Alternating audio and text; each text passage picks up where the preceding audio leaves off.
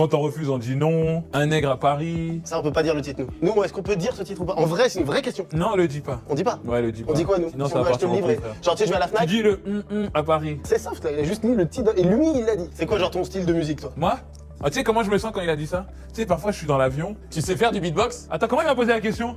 Tu sais, Non mais t'as vu comment il a posé la question? Eh ben lui là il sait faire du beatbox. Il fait du beatbox lui là, il est djembé.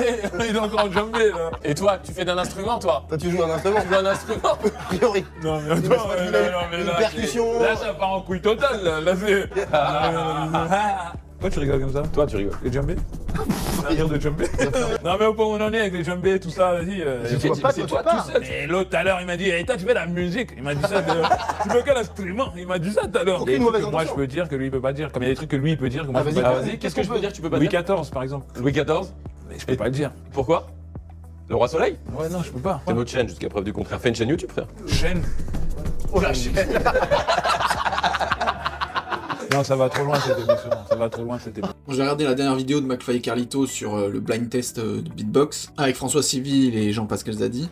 Et j'ai noté que plein de fois, c'était le fil conducteur de la vidéo. Il y a donc Jean-Pascal qui relève chaque fois, chaque mot qui a une connotation raciste, soi-disant raciste, et ça commence avec le fait qu'on lui demande des livres qu'il aime. Il insiste directement pour dire des livres noirs. Déjà, il a besoin de dire qu'il faut lire des livres avec des noirs. Alors déjà, ça, je vois pas pourquoi en fait, rien à foutre de savoir si c'est un noir ou un blanc, ou un jaune, ou un marron, ou un rouge, ou un bleu, ou un vert. Du moment que le livre est de qualité, ben voilà, il vaut le coup d'être lu, sinon non. Et parmi la liste qu'il fait, comme on le voit à un moment donné, il cite Un nègre à Paris de Bernard Dadier. Et ça, il y a direct le débat de qui a le droit de dire le mot nègre et qui n'a pas le droit de le dire. Alors déjà, spoil, nègre n'est pas interdit au niveau légal. Et de toute façon, c'est simple. Si il était interdit, il serait interdit par tout le monde. Et ça serait une énorme preuve de racisme si dans la loi on disait les noirs ont le droit d'utiliser le mot nègre, mais pas les autres.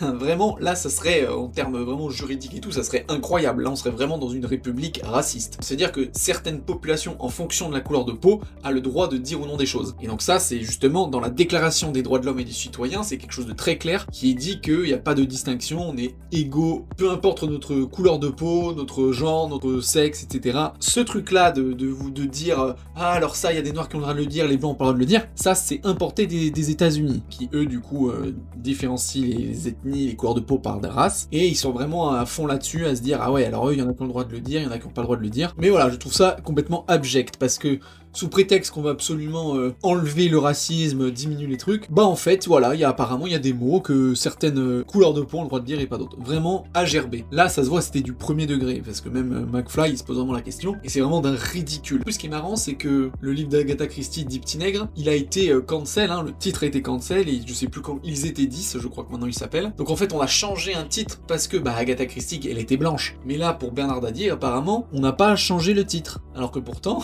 dans les deux, il y a le mot nègre. Donc ça, c'est une preuve énorme de racisme. Donc vraiment, à gerber. Tout le long de la vidéo, il va faire des allusions racistes. Dès que Carlito, il emploie un accent, ah bah attention, c'est pas bien. Quand il lui demande est-ce que tu joues de la musique, ah tout de suite, c'est parce que je suis noir machin. C'est marrant, c'est rigolo, mais le truc, c'est que c'est vraiment quelque chose qu'il fait tout le temps. Et même à la fin de la vidéo, là, quand il dit fais-toi une chaîne YouTube, et la chaîne, franchement, j'ai explosé de rire parce que vraiment c'était drôle. Ce qui est moins drôle, c'est de voir comment il est lui-même matrixé par ça. Ça le conditionne. Et c'est un truc que j'ai remarqué avec Fari aussi, autre humoriste. J'aime bien son humour, j'aime bien le mec, mais là, c'est surtout son dernier spectacle, ça tourne que autour de ça, de la couleur de peau. Et vraiment, ça en devient mais écœurant. Ils en font des fixettes. Et je l'ai remarqué aussi dans mon entourage professionnel, de jeunes qui sont, je crois, d'origine antillaise. J'ai passé des soirées, mais ils parlent que de ça. Et en fait, toute la soirée, ils font des allusions à ça. Oui, parce qu'on est de telle couleur et tout. Et ils le font toujours en rigolant. Mais en fait, quand tu regardes bien, c'est horrible. Et c'est ça qui est grave, c'est qu'en fait, alors t'as carrément les séparatistes, ceux qui ont la haine du blanc et ceux qui veulent vraiment